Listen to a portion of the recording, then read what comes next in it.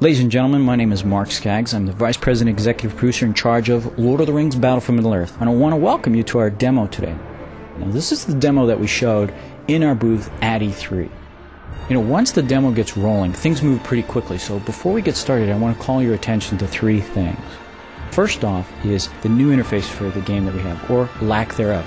Watch as we're controlling the units, building the bases, etc.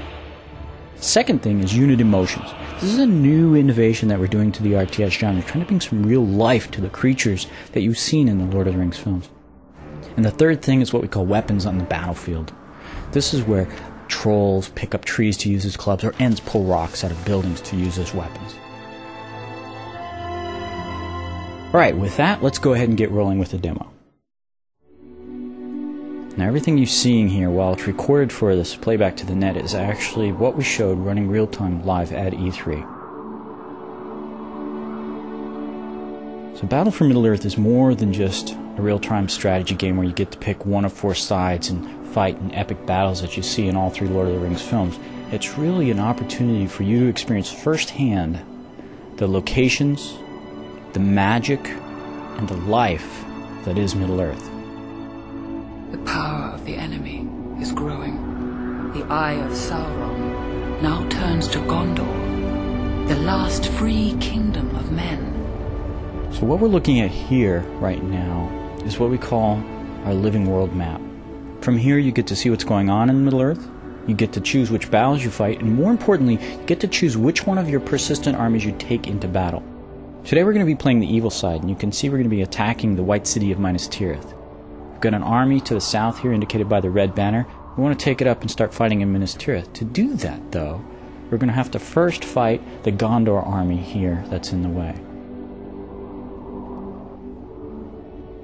So let's go ahead and engage in that battle.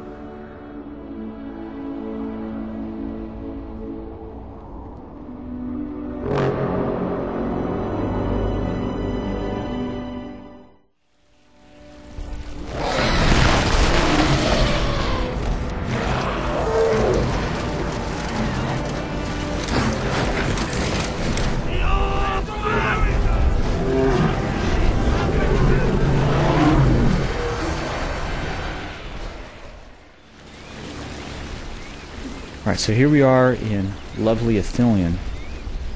Because we're playing the evil side, we get to control creatures like these big elephant-like creatures called Oliphants. You see trolls, you see orcs. Basically, every nasty evil thing is on our side during this mission.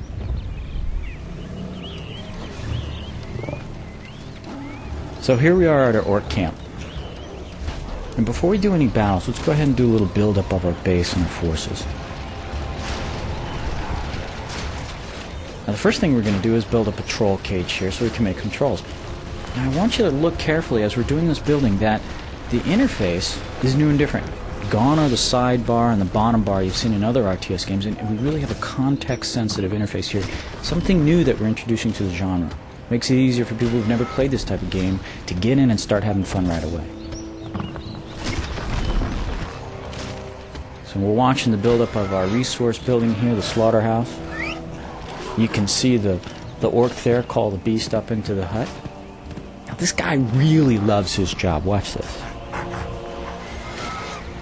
Alright, now the other thing, he's also very good at his job. Look how fast he pulled that meat out there. This building's a great example of not only the detail and life that we're adding to the buildings and structures in this game, but also to the game world itself. Alright, so we're back on the troll cage there. Let's go ahead and build a troll. You notice the circle interface pops right up there. We go ahead and build a troll. This building's another great example of just, just kind of the magic that we're adding to the world here. Alright, and so there's our troll.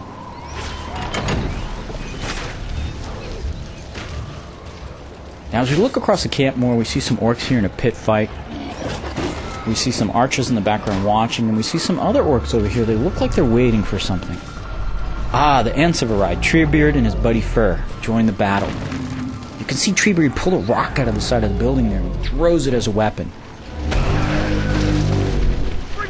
Now, Ents are very powerful creatures, but they are made of wood, so they are very vulnerable to fire. And you can see Fur there catching on fire and panicking.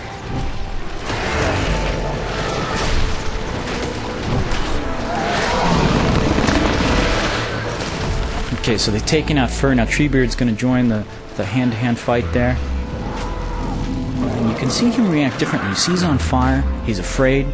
He starts to panic.